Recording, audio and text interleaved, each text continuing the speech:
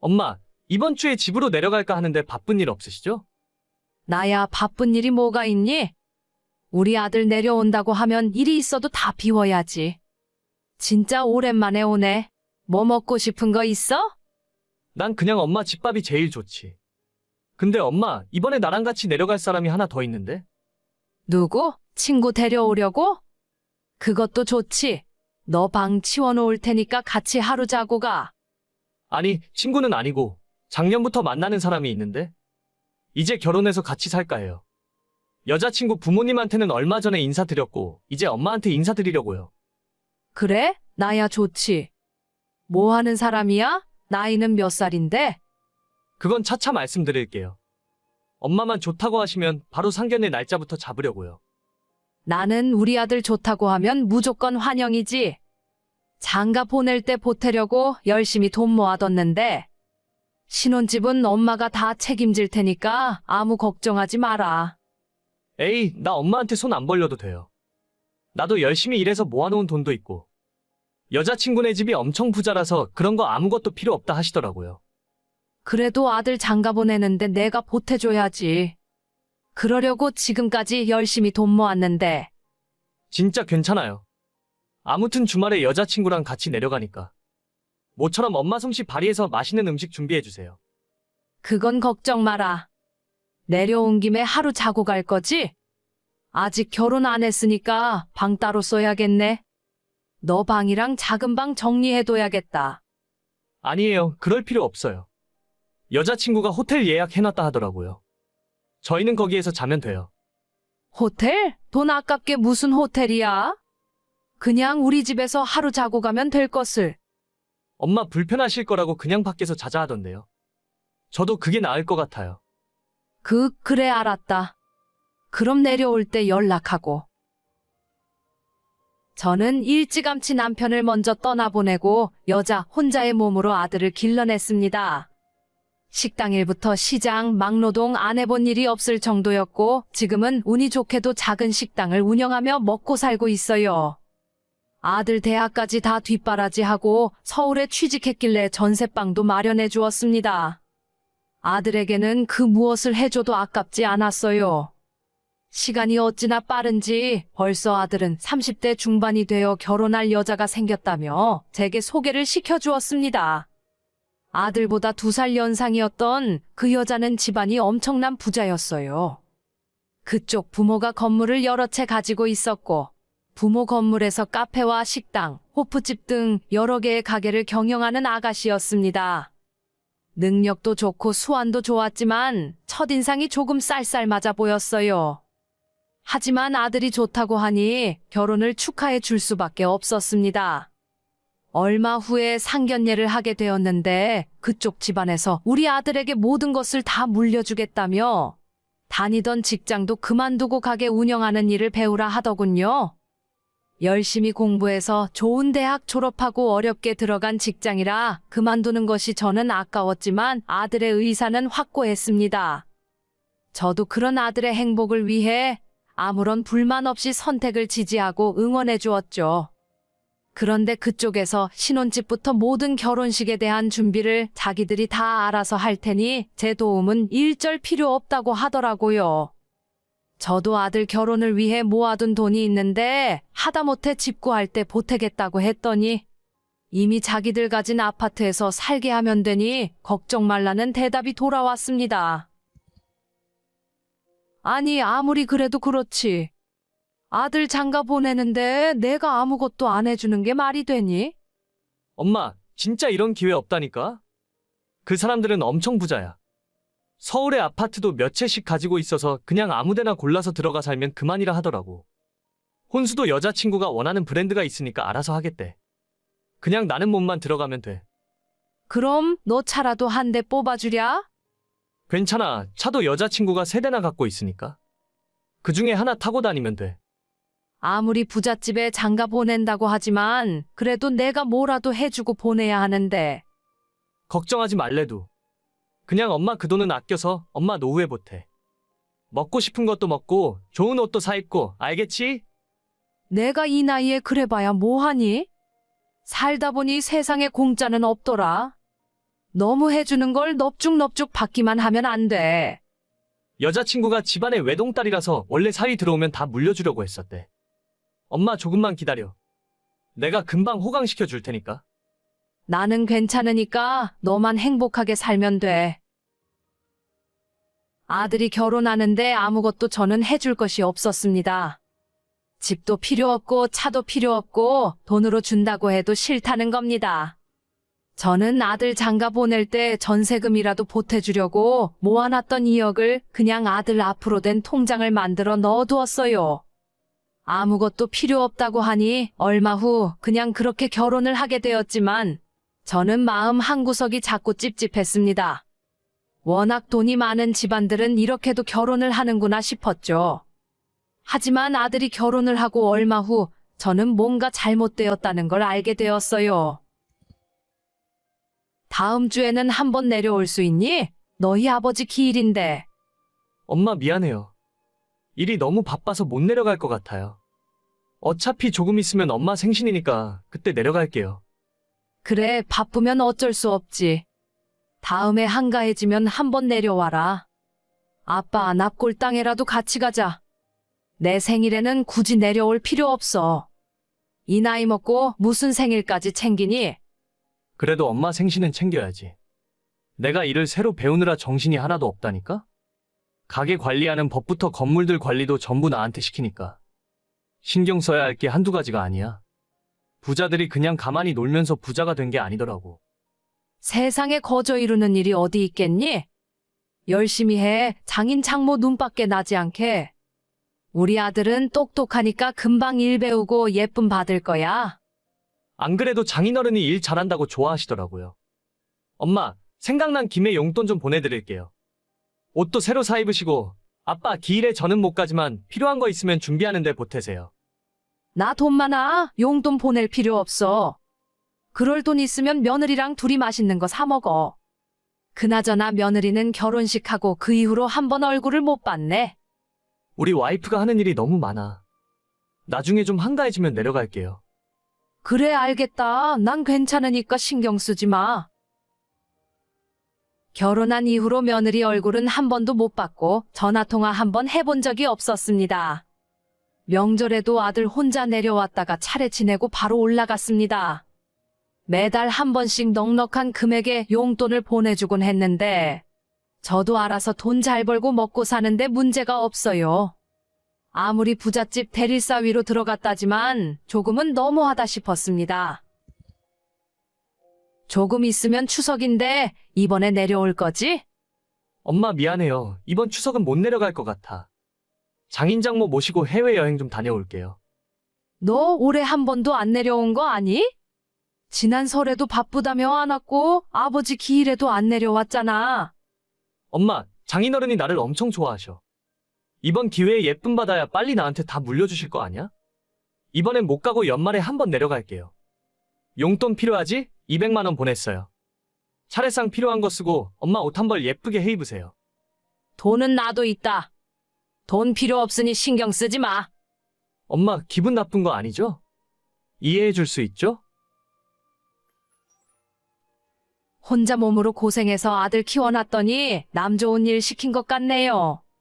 아들은 1년에 한 번 얼굴 보기도 힘들어졌고 며느리는 결혼식 이후로 목소리 한 번 들어본 적이 없습니다. 그 집안 아들이 되어버린 아들이라 저는 이제 마음을 접으려고요. 아들 주려고 따로 모아뒀던 2억을 보태 지금 사는 집을 팔고 새 아파트로 이사가서 몸이라도 편하게 살 겁니다.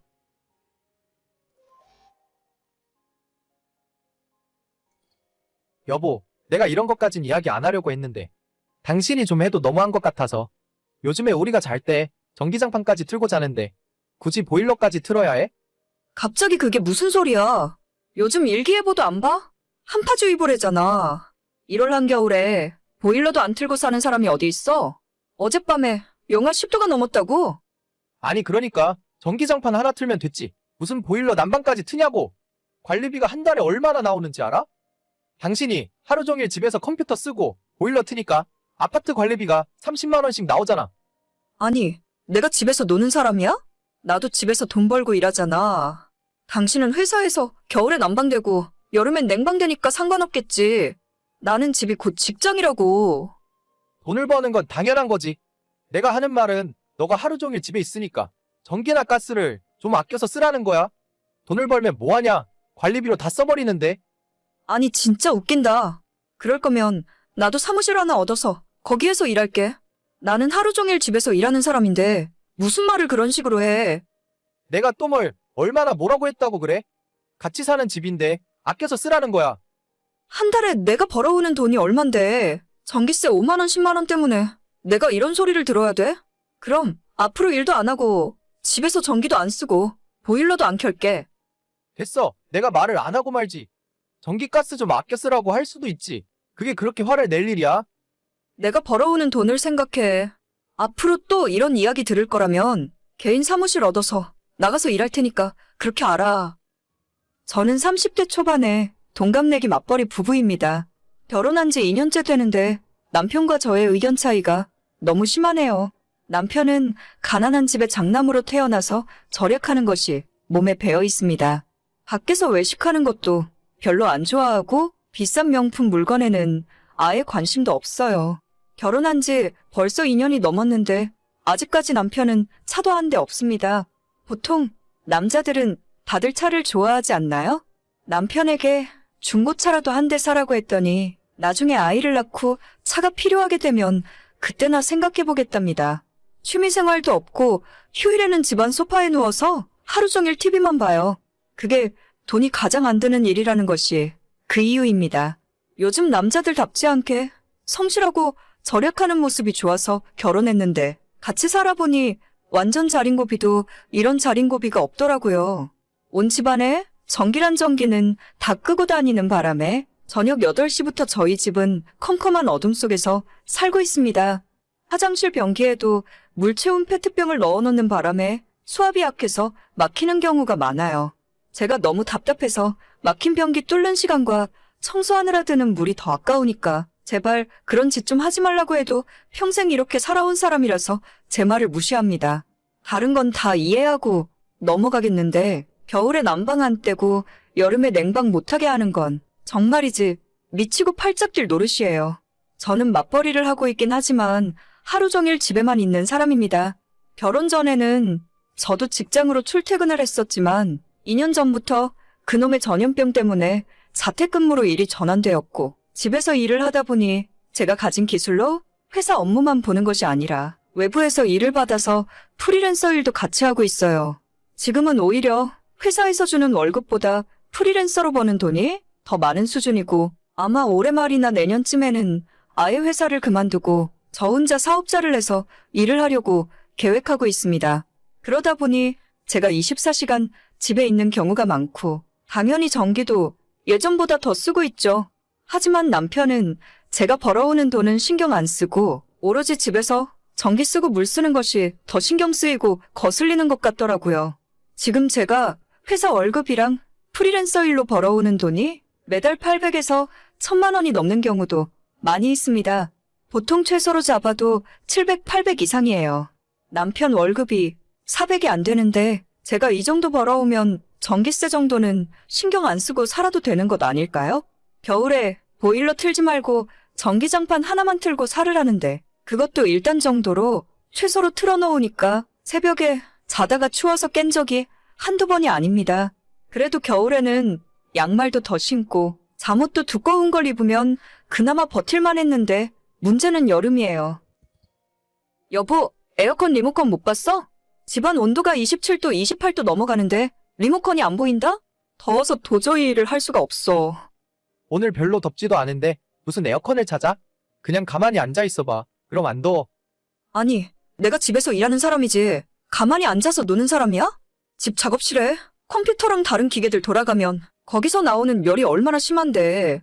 아, 됐어. 보나마나 당신이 리모컨 숨겨놨겠지. 리모컨 숨기면 에어컨 못 트냐? 본체에 버튼 다 있거든? 오늘 낮 최고 기온이 30도 밖에 안 돼. 그 정도에 벌써 에어컨을 튼다고 그러냐 너는?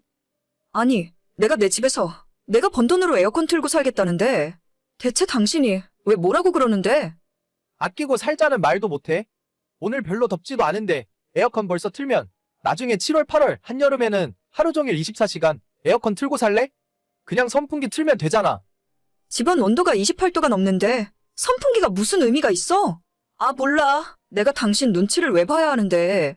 이번 달부터 내가 버는 돈은 내가 관리할 거야. 생활비 통장 만들어서 거기에 똑같이 반반씩 입금하고 써. 생활비 통장? 그러면 나는 반이 아니라 20%만 낼 거야. 어차피 나는 회사에서 점심 먹고 집에 있는 시간도 거의 없어. 원래 에어컨이나 보일러는 나는 사용할 필요도 없고 내가 혼자 살 때는 한겨울 가스비가 3,000원, 4,000원 나왔어. 그래. 그러면 당신 말대로 해. 나는 내가 생활비 80% 낼 테니까 대신 앞으로 나한테 잔소리 일절하지 마. 하루 종일 에어컨을 틀건 보일러를 빵빵 틀고 살든 내 돈 내가 쓰는 거니까. 그러다가 나중에 후회해도 나는 몰라. 후회는 내가 아니라 너가 하겠지. 지난달에 남편이랑 이렇게 싸우고 정말로 생활비는 8대2로 제가 더 많이 냅니다. 문제는 부부간에 더 이상 대화도 없어지고 서로 투명인간 취급한다는 거예요. 이런 말하긴 그렇지만 저희 친정집은 시댁에 비해서 비교적 잘 살았어요. 주변에 정말 돈 많은 부자 친구들이 많긴 하지만 저희 집도 중산층 정도는 된다고 생각하고 있습니다. 제가 예전 학창시절부터 결혼하기 전까지 돈 때문에 스트레스 받았던 적은 거의 없었던 것 같아요. 특히 부모님들이 제 앞에서 돈 때문에 싸운 적은 한 번도 본 적 없고 난방이나 에어컨을 고민하고 사용해 본 적도 없습니다. 항상 부모님 두 분은 생활비로 쓰고 넘칠 만큼 많은 돈을 벌어오셨고 제 생각도 집에서 스트레스 받으며 악착같이 아끼고 살 바에야 일을 더 많이 해서 돈을 더 벌어오면 된다는 생각이거든요. 제가 한 달 내내 에어컨 안 틀고 땀 뻘뻘 흘리며 아껴봐야 전기세는 2만 원, 3만 원 차이예요. 그만큼 일을 더해서 10배, 100배 더 많이 벌어오면 되는 문제 아닌가요? 결혼할 때도 저희 친정에서 1억 보태주셨고 시댁에서는 한 푼도 해주지 못하셨죠. 그래서 그런지 처음부터 남편은 기울어진 결혼에 자존심이 많이 상해 있었고 그것 때문에 더 생활비로 잔소리를 하고 있는 것 같습니다. 부부간에 서로 대화도 없어지고 돈도 따로 관리하기 시작하니까 대체 이 결혼 생활을 계속해야 할 이유를 하나도 모르겠어요. 저는 평생 남편의 자린고비 정신을 이해할 수 없을 것 같고 남편도 저를 전기 하나도 아낄 줄 모르는 낭비 심한 여자라고 생각하겠죠. 어제는 결혼 후 처음으로 남편과 이혼에 대해서 진지하게 이야기를 나눴습니다. 제 입에서 먼저 이혼 이야기가 나오니까 남편이 적잖이 당황을 하더라고요. 뒤늦게 본인이 실수한 것 같다면서 앞으로는 생활비로 잔소리하지 않겠다고 다시 예전처럼 살자고 하며 이야기하는 남편을 보면서 아무런 생각이 들지 않았습니다. 저는 남편에게 완전히 마음이 떠나버린 것 같아요. 2년 동안 절약이 아닌 구질구질한 남편의 모습을 보면서 실망하는 마음이 많이 쌓여 있었거든요. 남편 눈치 보느라 여행은커녕 외식다운 외식을 해본 적이 언제인지 기억도 나질 않네요. 돈 쓰기 싫어서 아무것도 안 하는 사람이 대체 연애는 왜 했고 결혼은 왜 했는지 모르겠네요. 더 늦기 전에 남편과 이혼 이야기 마무리하고 제 인생 다시 예전으로 돌려놓을 생각입니다. 혼자 살면 가스비 3,000원 나온다고 했었지? 앞으로 다시 혼자 살게 될 텐데 가스비 전기세 적게 나와서 참 좋겠네. 평생 그렇게 에어컨 한 번 안 틀고 아끼면서 열심히 살아라. 오늘의 사연은 여기까지입니다. 구독과 좋아요, 알림 설정은 많은 힘이 됩니다. 다들 행복하시고 좋은 하루 되세요.